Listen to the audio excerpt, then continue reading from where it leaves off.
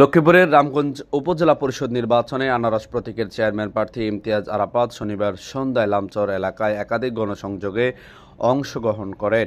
Lamchar UP chairman Faizullah Zeeshan ও Lamchar union Awami লীগের সভাপতি আবুল খায়ের ভূঁইয়ার সার্বিক তত্ত্বাবধানে অনুষ্ঠিত পথসভাগুলোতে সাধারণ ভোটারদের ঢল নামে।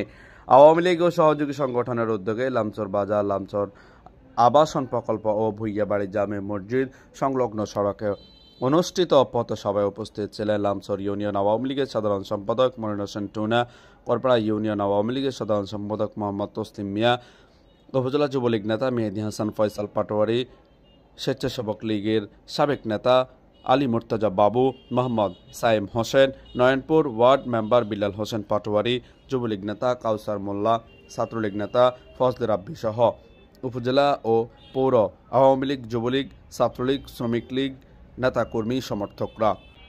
পথসভায় নেতাকর্মীরা বলে, রামগঞ্জের উন্নয়নের ধারা অব্যাহত রাখতে 21 মে সাধারণ ভোটাররা তাদের পছন্দের প্রতীক আনারসে ভোট দিয়ে ইমতিয়াজ আরাফাতকে উপজেলা চেয়ারম্যান নির্বাচিত করবে ইনশাআল্লাহ। পারভেজ হোসাইন, আমার টিভি।